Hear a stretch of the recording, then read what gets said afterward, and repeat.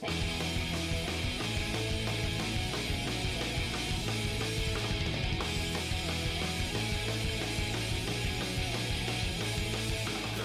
my name's Ian and I want to welcome you to another 5-minute family devotion here at Ingadine Heathcote Anglican Church. At 5-minute family devotions, we're going through God's big story and we're looking at the story of the Bible and how God is working on each and every page of the Bible to bring us into a relationship with Him once more. We're about halfway through the Bible and we've seen how God has established His people to be a kingdom for Himself. The nation of Israel were God's people, and God put David as their king.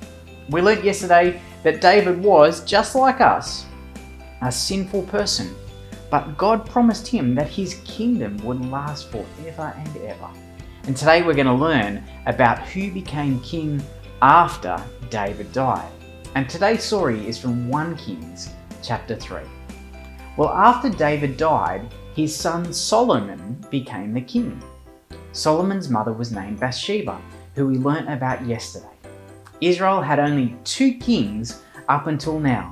Saul was the king that failed to lead his people really well, and David was the king who was the king after God's heart, and he led his people really well.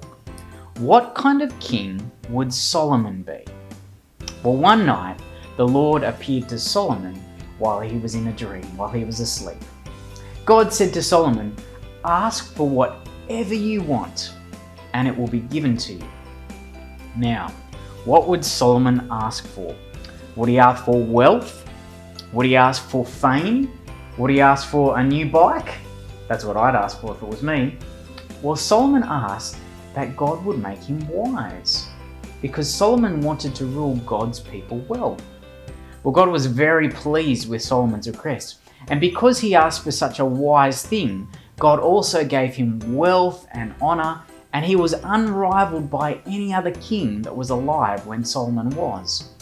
A little while later, Solomon was ruling, and something happened that showed how truly wise he was. 2 women came up to Solomon. They had a big problem.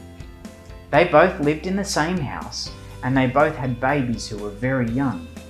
Sadly, one night, one of the women's babies died.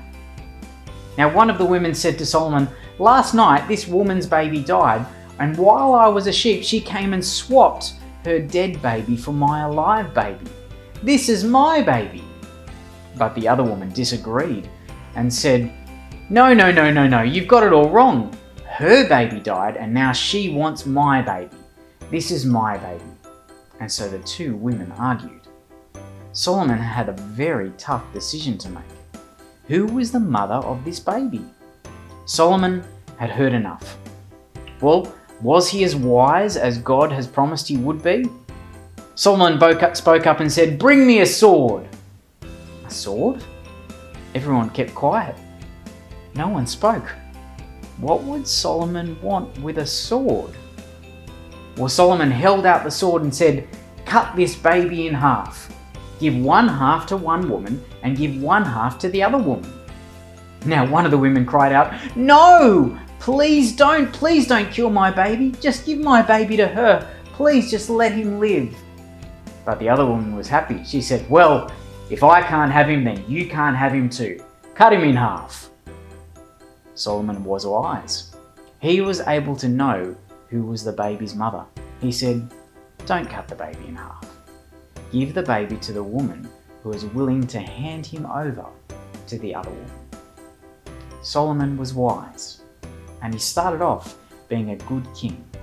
People were amazed by the wisdom that Solomon had. Now, Solomon was wise because God made him wise. And Solomon was wise for a time, but not forever, because he made some unwise decisions too. But he wasn't the wisest of kings. There was a king who was much wiser. Jesus was that king. Now, he didn't need to be made wise because he was God. He had God's wisdom. And how did Jesus show his wisdom? Well, he showed it by coming to serve others and putting them first. And he showed that most importantly when he died for us. Boys and girls, God gives us wisdom too.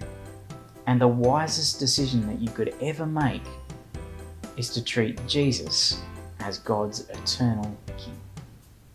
Well, in a couple of seconds, a couple of questions are going to come up on the board. And as a family, I want to invite you to read, to think, and to pray. And remember, pause the video as you do each one together as a family, and keep on sending your photos in, and we'll say good day to you.